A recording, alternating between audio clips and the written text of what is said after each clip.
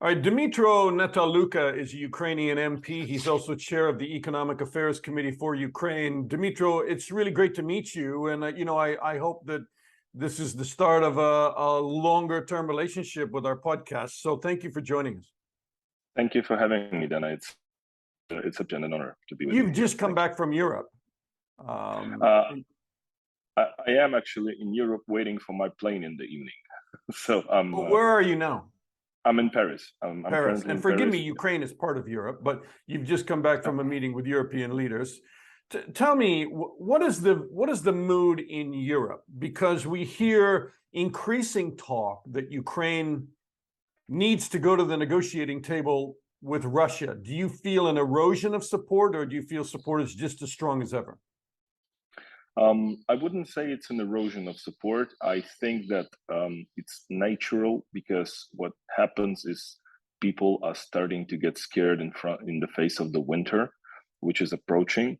The prices, the gas prices, the inflation, the cold, and so on and so forth. So it's a natural process in a way that people start looking for simple solutions. And the simplest solutions to them looks like everything will end when Putin and Ukraine will sit at the table of the negotiations. What do you tell them? What do you say to them? We say to them that we have lived under a ceasefire for 8 years, starting from 2014, and look where it got us. For this man, for Putin, it's not about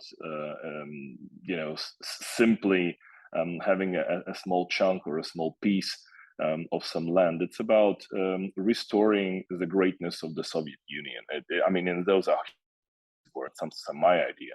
He has been fanatic about this. And what was the greatest moment for Soviet Union in terms of the territory? In my opinion, it was when they controlled half of Berlin. So should be something the European capitals should be thinking about. And moreover, not just that. So what is happening in Ukraine right now is that we are gaining momentum in terms of the offensive, and Putin is throwing more and more people, the fresh conscripts, on the battlefront, without training, without proper equipment, without anything. But if he gets away with it, if he gets away with this war, that would mean that regardless all of the sophisticated military support, training, and modern technology weapons that the West and other countries have been providing to Ukraine, Putin would simply outnumber us in terms of the quantity of the people. And that is precisely the point he's trying to make. In this last 8 months, we have seen that his army is far from being the second greatest in the world, is far from being the most modern and progressive and technologically sophisticated, but it is very numerous. And this is precisely the point he's trying to make in this war, that I don't care how many highly sophisticated tanks you have, as long as I'm having 4 or 5 million people ready to get a rifle and go to the front line, I'm fine. So in his reality, the country that is the strongest is the country who has the most population. So in his vision, it's not about the economy, it's not about industrial output, it's about the quantity of the population. And if he gets away with this war and will try to establish this kind of vision on the world order, in my opinion, we will live in a very dangerous place, because by no chance the European continent can outnumber Russia, China, or India in terms of the quantity of the population. So he's trying to put the economy not just on the second place, but on the third, on the fourth, on the fifth. And on the first place, he's trying to put the brute force and the simple quantity of the people. And that changes the perspective completely. That is a drastic change. And I think we cannot allow it to happen. And all these ceasefires and everything that is being discussed is an instrument to allow him to get a break, to continue with the offensive later in spring. So I think that we want this war to end for good. We want to defeat Russia. And believe me, Ukraine is the country that is the most interested in ending this war as soon as possible. but we want to do it in terms of a defeat of the aggressor, so that we are all sure that there will be no other war in at least the next century. Okay, I'm not sure what defeat will look like, but we can talk about that. But I want to get your reaction to the New York Times reporting today. This is by a correspondent named Peter Baker, who I know very well. A disagreement has emerged at the highest levels of the U.S. government over whether to press Ukraine to seek a diplomatic end to the war with Russia, with America's top general urging negotiations while other advisors to President Biden argue that it's too soon. General Mark Milley, the chairman of the Joint Chiefs of Staff, has made the case in internal meetings that the Ukrainians have achieved about as much as they could reasonably expect on the battlefield before winter sets in, and so they should try to cement their gains at the bargaining table, according to officials informed about the discussions. Can I get your reaction to that? Yeah, my reaction would be very simple. I mean, what we're trying to achieve on the battlefield actually is to push Russia back to its internationally recognized borders. Not even Ukraine. 2014, but all the way back. Yeah, of course, because I mean, the borders of Ukraine have not changed, and were never formally challenged. Those are the Russian borders that have changed, and they never provided for Donbass, Crimea, not even Abkhazia or Ossetia in Georgia. So the task in this war, I think, and not just of Ukraine but of the global community, is to push it as far as to the borders that have been internationally recognized, and that is what we're doing. So I'm not really sure what do we have to negotiate about here. So it looks like we are ready to allow, in this logic, any country to expand beyond its internationally recognized border, and then force everyone else to sit at the negotiation table and press them to recognize this expansion. I mean, if that is the case, again, we are turning back to this argument of the brute force that becomes paramount instead of a rules-based society, instead of the economics that is the prime power in the world.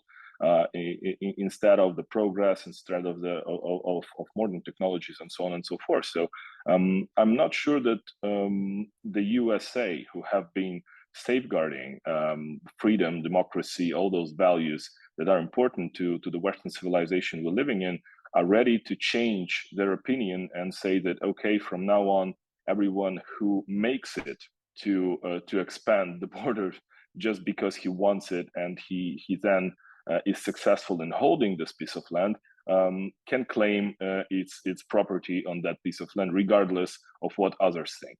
I don't think this is the case. I guess it's easy to talk about compromise with somebody else's country. Absolutely, and moreover, I'm a bit astonished that such talks start right now when Ukraine is very successful on its southern front. I mean, I think by the end of November, in the center of Kherson, we will see the Ukrainian flag, and there is a very clear advancement. And in my opinion, the timing is really suspicious. I mean, I don't quite understand why it is happening now. We have heard today that Putin has even refused to be personally present in the G20 summit. So I mean, all those signals might show that we are witnessing the start of an eclipse of the Russian political regime that Putin has constructed. And these talks regarding the sitting and negotiating might look to someone as an attempt to save that regime from falling. You think it's that serious? The fact that Putin didn't appear and his absence was beyond notable. I mean, I've watched Russia for 2 decades. The fact that he didn't appear when his defense minister announced that they were going to withdraw from Kherson, and then the fact that he's not going to the G20, your instincts. And by the way, I know you were born in Moscow, so and you know Russia very well. Your instincts tell you that something is afoot in terms of Putin's ability to hold on to power in the Kremlin, possibly. I think that would be the only outcome of of this war on the Russian side. I don't believe in the mass uprising in Moscow and St. Petersburg by the local population, but what I do believe in is the elite struggle. And as far as we see, the more Putin is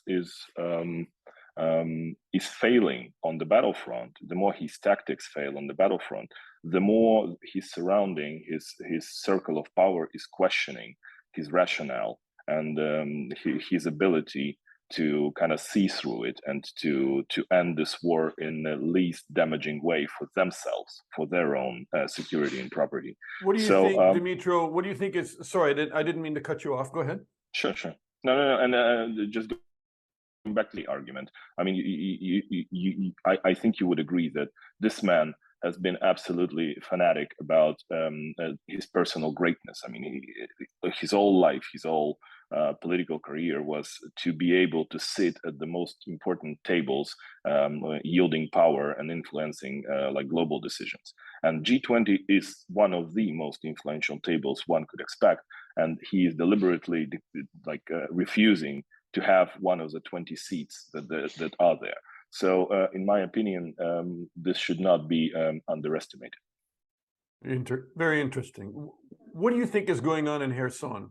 Why are they withdrawing? Do you think it's legitimate? Sorry, and I'm going to ask you about 5 questions in one, and you can take your pick, but is it legitimate? Is it a trick? And, we're hearing that there could be originally 20,000 Russian soldiers there. Maybe it's down to 10 now because they've been withdrawing over the last couple of weeks. They've just become an incredible target as they try to cross now from one bank of the Dnipro to the other, because they are now within range of Ukrainian artillery, and by the hour they become more within range of that artillery. I mean, it can be a horrible outcome in terms of the Russian losses as they try to get out of Kherson and go to the other bank.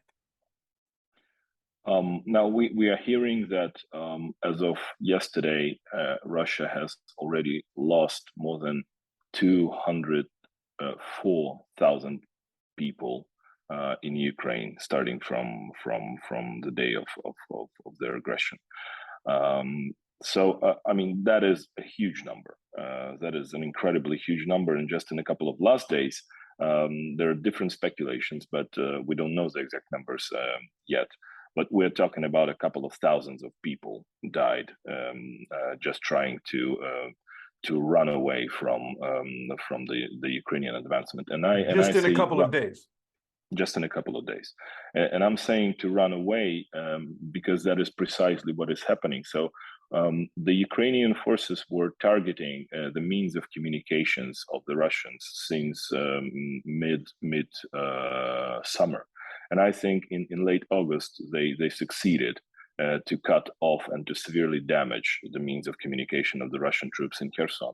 And now what we are witnessing, and what the reports are from the military intelligence and from the people at the front line there in the Kherson region, is that the Russians have no comms at all. I mean, there are certain units that literally do not know what to do, whether they should stand their ground, whether they should keep the position, or they should change the location, or should they take something with them, the equipment, should they leave them. So they are absolutely disoriented, and they have no comms, they have not been provided with any instructions, and it looks like, I mean, this is not an organized retreat, but it looks more, unfortunately, like fleeing in chaos. Even though I must say the statement of Surovikin and the Shoigu were quite unorthodox, because this never happened before, neither when they were retreating from the north of Ukraine, from Sumy and Chernihiv region, nor when they were retreating from the Kharkiv region. So there was never a statement made by some top military official saying that we're doing this and that. So that is the reason why we are still expecting the developments in Kherson to be not that 100% obvious. Our troops are very careful. I think that in terms of the of a date that we might say that Kherson will be completely liberated, we should aim at the end of November, maybe start of December. So the troops are very careful not to be lured into some kind of a trap.